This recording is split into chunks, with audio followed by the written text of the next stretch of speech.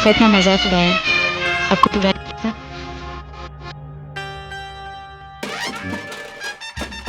क्यों?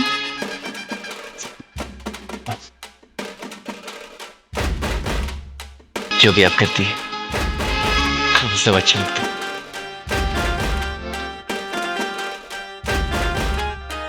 हमारा अगली बार किसी और लड़की को मारने से पहले 2 बार सोचिएगा।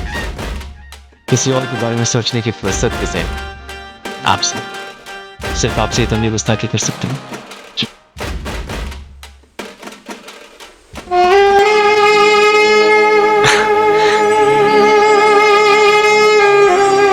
कह दो बेटा, इम्तिहान की घड़ी आ गई है, चढ़ जा सूली पर। Once more, please. ओके, काटे नहीं कटते हैं लम्हे इंतजार के, नजरें जमा के बैठे हैं रास्ते पे यार के। दिल ने कहा देखे जो जल्द हुस्न यार के। लाया है कौन इनको फलक से उतार के। वाह वाह वाह वाह, क्या बात है छोटे भैया, बहुत अच्छे बहुत अच्छे। क्यों भाईजान, आप लोगों की महफिल यही जमी रहेगी क्या? अरे नहीं नहीं भाभी जान, बस हम जा ही रहे थे। चलो डॉक्टर। ओफो, हजारों लड़के शादी करना चाहते हैं, मगर मैं चाहती हूँ तो सिर्फ आपके बेटे को, इसलिए कि मेरी फैक्ट्री का वही पहला मजदूर है जो मालिकों का दिया हुआ बोनस सूद समेत लौटाता है। क्या कहा? माँ परेशान कर रही है? पेट में कैद करके रखा हुआ बाहर नहीं निकलने दे रही? अरे अभी ठीक करता हूँ इसे। क्यों जी, मुन्ना को आपने कैद करके क्यों रखा हुआ है? अरे भाई कंप्लेन कर रहा है, जल्दी से इसे मेरी गोद में दे दो तुम। मुन्ना क्या लड्डू है जो तुम्हारे मुंह में दे दूं? अरे बाबा, ये मेरे हाथ में थोड़ी है, ये तो भगवान के हाथ में है। भगवान के हाथ? इंस्पेक्टर से कमिश्नर बनने में मुझे इतनी देर नहीं लगी जितना पति से बाप बनने में लग रही है। पागल हो गए हो तुम? बिल्कुल, दिन भर ऑफिस में बैठा बैठा मुन्ना के ख्यालों में डूबा रहता हूँ।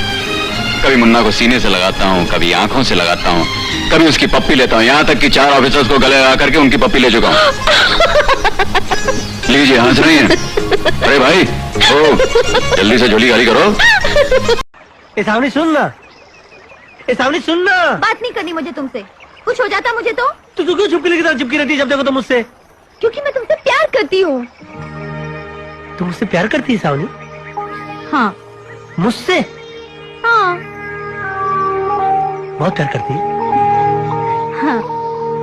सारी उम्र प्यार करती रहेगी?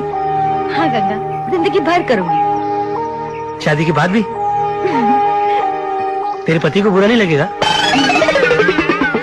हे भगवान, किस बुद्धू से पाला पड़ा है। मैं तुझसे शादी करूंगी गधे। हाँ, बैठा रहे यहाँ पे बुद्धू कहीं का। सामने सुनना।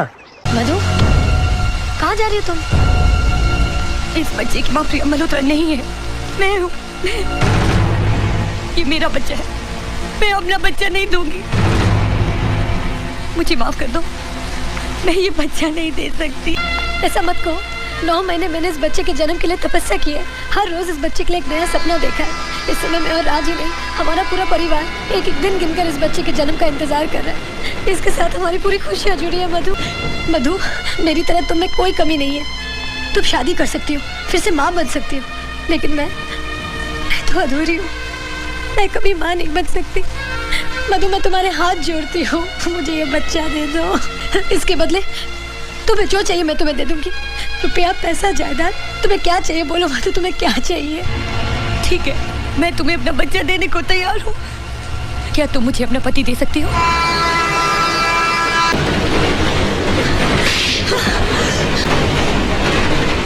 आखिर तूने अपनी औकात दिखाई दी। मैं समझती थी कि वैश्या भी एक औरत होती है, लेकिन तूने साबित कर दिया कि एक वैश्या कभी किसी का भला नहीं कर सकती, वो सिर्फ घरों को तोड़ सकती है। मैंने तुमसे तुम्हारा पति मांगा, तुमने मुझे मेरी औकात याद दिला दी। तुम तो एक माँ से उसकी औलाद मांग रही हो। माँ चाहे वैश्या हो या किसी घर की बहू, माँ सिर्फ माँ होती है। खुद के पास बंगला है, गाड़ी है, तो दूसरों को लेक्चर देना बहुत आसान है। छोटा है तो क्या, अपना घर अपना ही होता है। ये ससुरे बैंगन है क्या है, पौधे में कीड़े लगे हुए हैं।